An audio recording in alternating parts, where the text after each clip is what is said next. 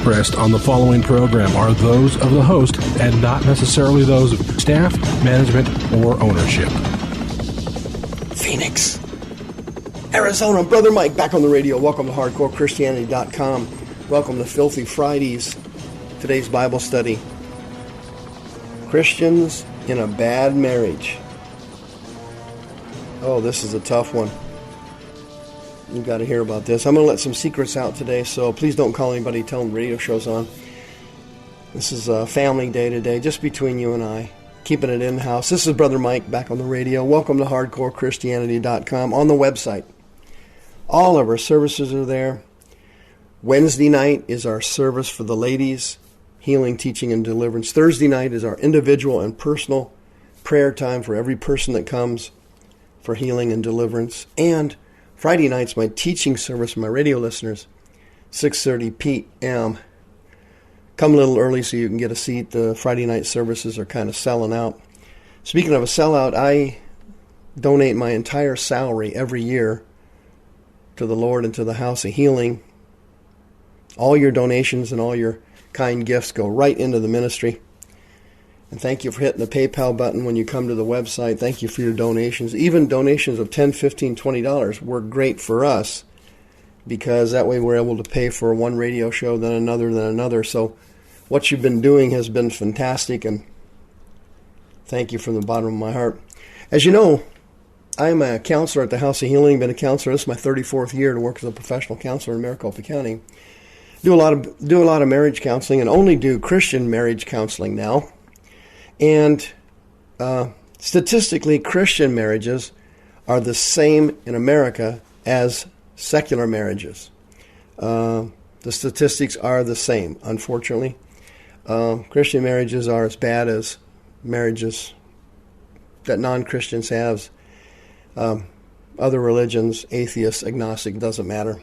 They're all the same, and they're all statistically about the same. First marriages, about 51% of them end up in divorce, Christian marriages. Second marriages, it's about 58%. Third marriages for Christians, it's about 61%. And fourth marriages, nobody even keeps statistics on that. There's no research on fourth marriages, but my guess is it may be a little bit lower, but not much. But anyway, whenever you're in a bad marriage as a born-again Christian, what normally happens in my experience is that the two people should have never gotten married in the first place.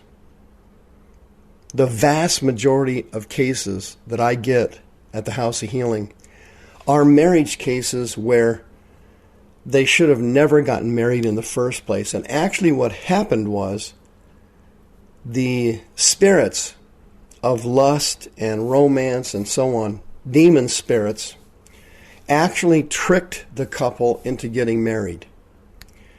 They actually either heard a word from the Lord, or they heard a word from somebody else who gave them a word from the Lord, or something like that happened. And there were some certain circumstances in the relationship where it kind of pointed that they should get married. But actually, the partner that they married was in fact a plant of Satan. And the demons knew that the marriage was going to go bad down the road, so they encouraged both of them to get married, knowing that they were incompatible emotionally, physically, sexually, or spiritually. It happens all the time. So now when I see the couple, they've usually been married several years, and the marriage is struggling. They're both born-again Christians, and many times they're both spirit-filled and speaking in tongues. But the marriage is just horrible. And the normal problems exist in a Christian marriage that exist in a sinful marriage. The exact same problems. Infidelity, low communication, poor communication, sexual dysfunction, arguments over sex, arguments over money, arguments over raising children. They're all exactly the same, whether you're a sinner or a Christian. It's all basically the same issues. But when you decide that your marriage is so bad, or you're in a loveless marriage, the person sits down and they have long talks with themselves, and they have long pondering sessions And what they're doing is they're thinking about what life would be like without this other person. And there's a lot of fear that comes over them. Fear of being alone, fear of the future, fear of the unknown, fear of economics, fear of practical things like health insurance and where am I going to live, how am I going to survive, what am I going to have to do to find somebody else. And statistically, Christian marriages are the same as sinners. Within 5 years after a first marriage, statistically, you're going to get remarried within 5 years. That's the statistical average. And it says the person then finds somebody else within 5 years. They get married again. And, of course, then it goes bad again. Because the same trick the devil used to get them married the first time is the trick he uses the second time. He takes the positive assets of the person, the other person, he highlights them dramatically, getting you to focus on the assets.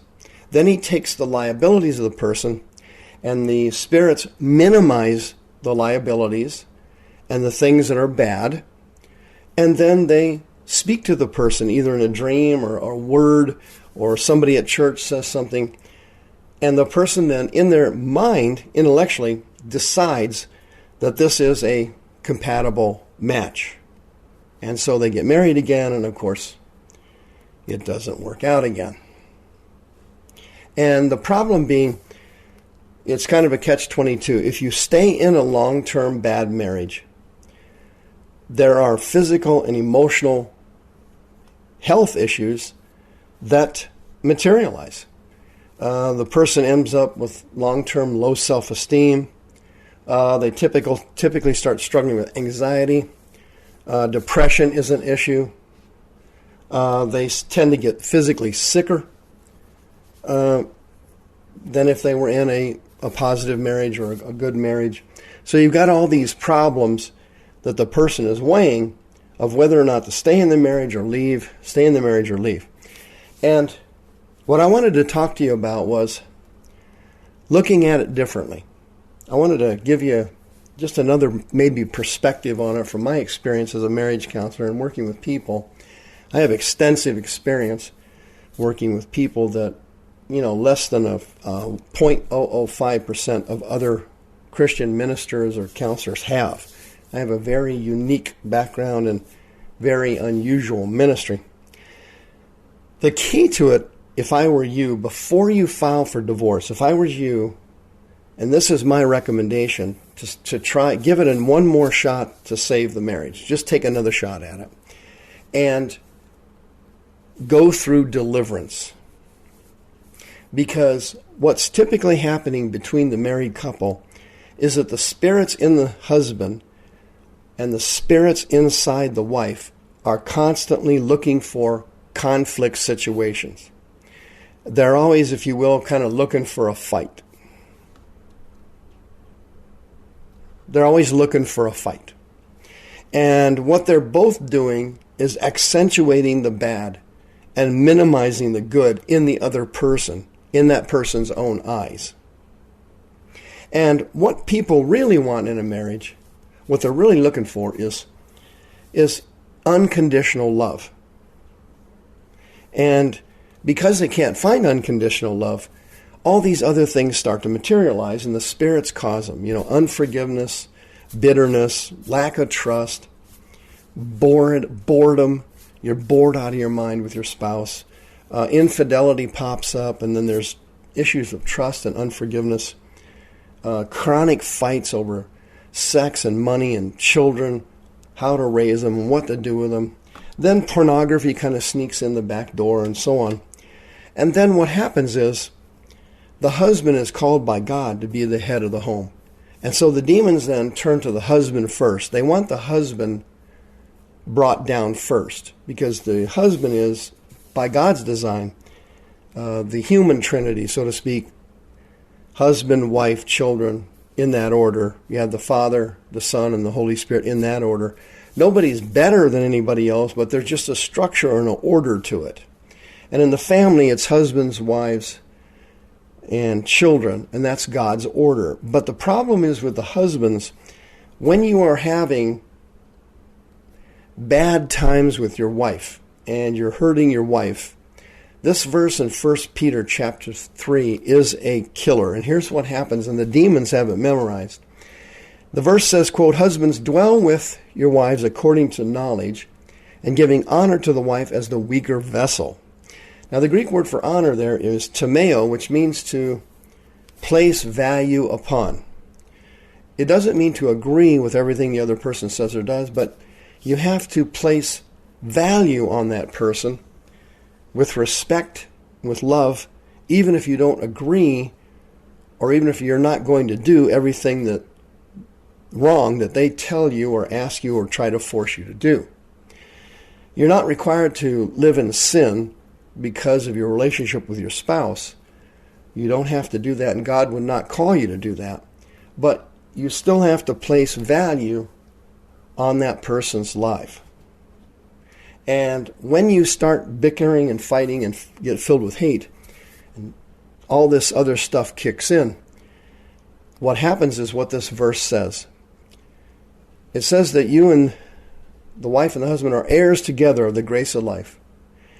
And if you hurt your wife, husbands, your prayers can be hindered. It says that your prayers be not hindered. That's the Greek word ekapto. It means to chop down or cut down like you would chop down a tree. What happens is when the husband hurts the wife, the demons chop his prayers down, and no family can stand when the father or the husband can't get his prayers answered.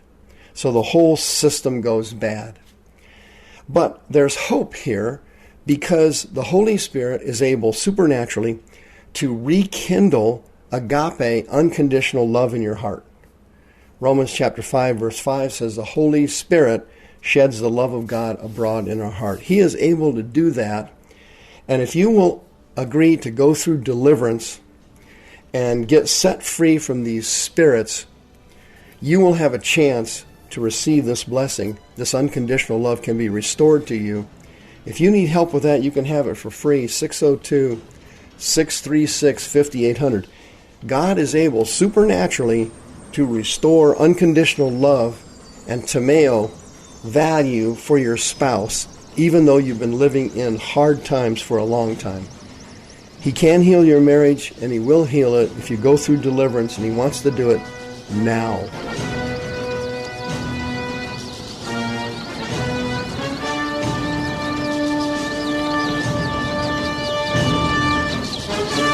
The views expressed on the preceding program are those of the host and not necessarily those of staff, management, or ownership. This program has been sponsored by Michael W. Smith.